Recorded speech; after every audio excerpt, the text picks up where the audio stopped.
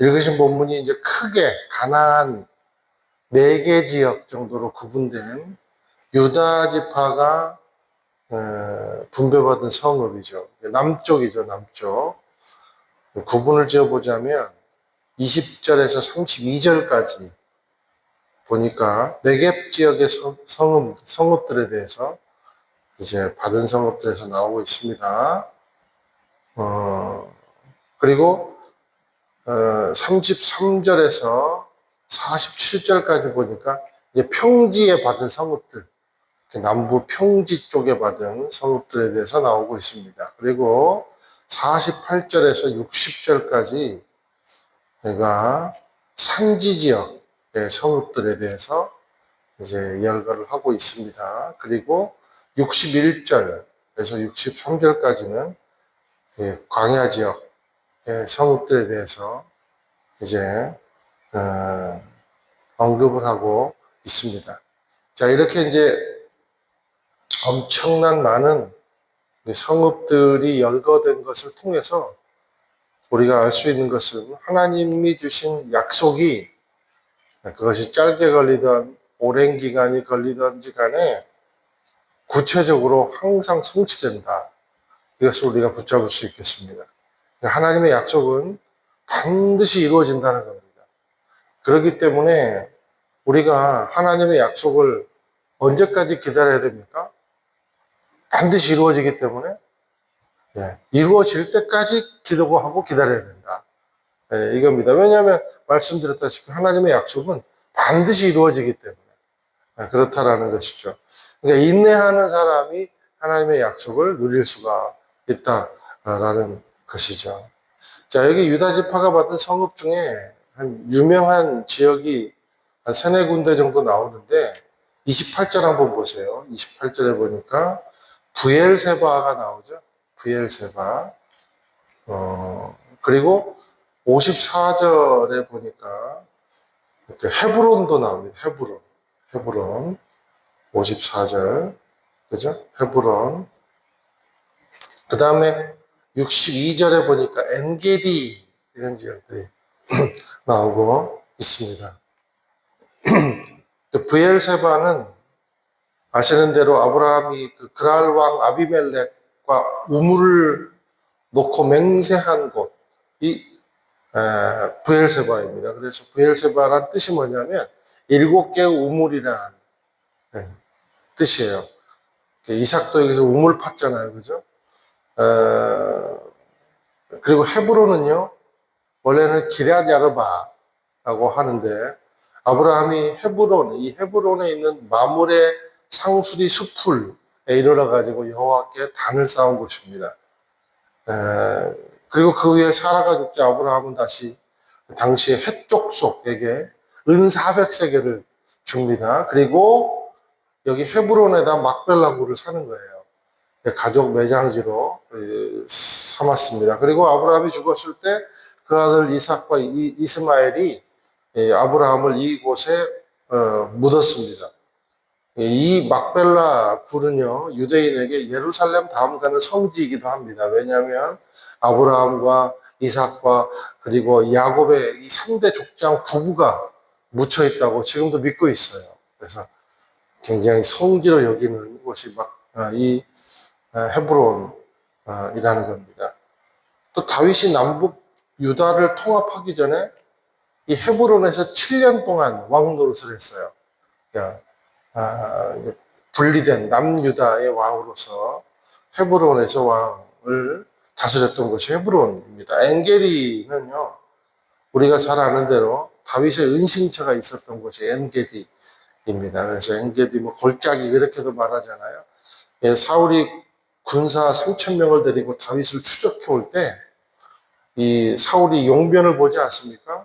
근데 다윗이 엔게디에 있는 굴에서 사울의 옷자락만 스르륵 자르죠. 그리고 사울은 이 일로 크게 회개하고 다윗을 떠나서 철군한 곳이 바로 엔게디입니다. 자, 이렇게 보니까 믿음의 조상 아브라함 그리고 다 나오죠. 그죠? 이삭,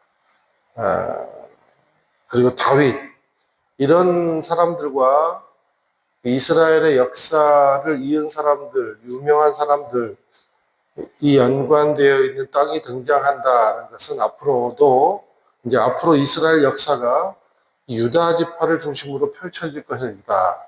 그런 것에 대한 암시이기도 합니다. 자, 그러면 오늘 우리에게는 이 말씀이 어떤 교훈을 주는가?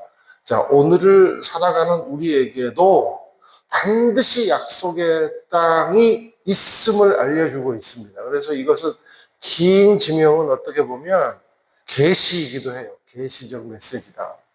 저는 그렇게 생각을 합니다.